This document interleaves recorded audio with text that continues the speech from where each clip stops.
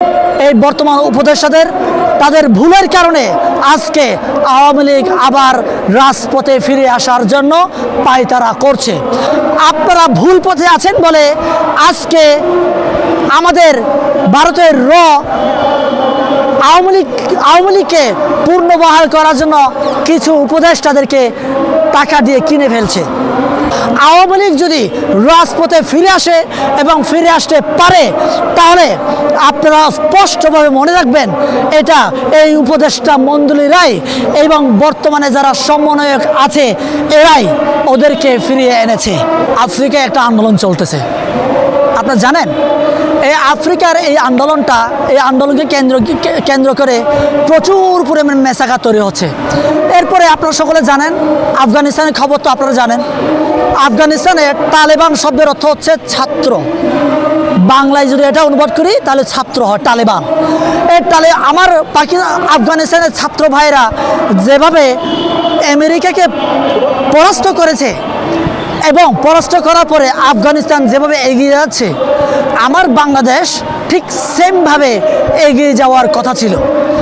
এই এগিয়ে যাওয়ার পথের প্রধান অন্তরায় হয়ে দাঁড়িয়েছে আমার এই বাংলাদেশের জুলাই বিপ্লবোত্তর উপদেষ্টা মণ্ডলীর কিছু উপদেষ্টাদের কারণে। এখন এটা যদি আমি বলি তাহলে অনেকেই আমাকে বলবে, না ভাই আপনি বিপ্লবকে ধারণ করেন না, আপনি আওয়ামী লীগকে পুনর্বাসন করার জন্য এই কথাগুলো বলছেন।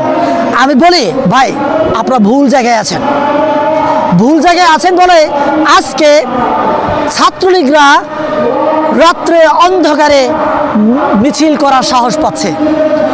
আপনারা ভুল পথে আছেন বলে আজকে আমাদের ভারতের আওয়ামী লীগকে পুনর্বহাল করার জন্য কিছু উপদেষ্টাদেরকে টাকা দিয়ে কিনে ফেলছে। আমি বলবো এই বর্তমান উপদেষ্টাদের তাদের ভুলের কারণে আজকে আওয়ামী লীগ আবার রাজপথে ফিরে আসার জন্য পায়তারা করছে। আওয়ামী লীগ যদি রাজপথে ফিরে আসে এবং ফিরে আসতে পারে তাহলে আপনারা স্পষ্টভাবে মনে রাখবেন এটা এই উপদেষ্টা মণ্ডলীরাই এবং বর্তমানে যারা সমন্বয়ক আছে এরাই ওদেরকে ফিরিয়ে এনেছে। এ সরকার কিন্তু বিতর্কিত ছিল না, বিতর্কের পথে হাঁটছে।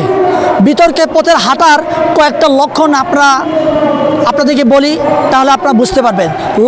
লক্ষণ নাম্বার 1, ওরা আওয়ামী লীগকে নিষিদ্ধ ঘোষণা করে এখনো বিচারের আওতায় আনা হয় নাই। এবং লক্ষণ নাম্বার 2, এরা ক্যামেরা পর্দার আড়ালে আওয়ামী লীগের কাছ থেকে কোটি কোটি টাকা নিয়ে এরা বিভিন্ন জায়গায় মিছিল মিটিং করে বেড়াচ্ছে।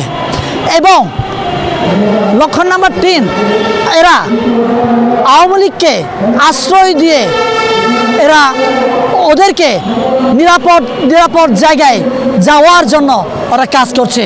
এগুলো হচ্ছে আওয়ামী লীগকে পুনর্বাসন করার এবং আওয়ামী লীগকে আশ্রয় দেওয়ার কিছু লক্ষণ।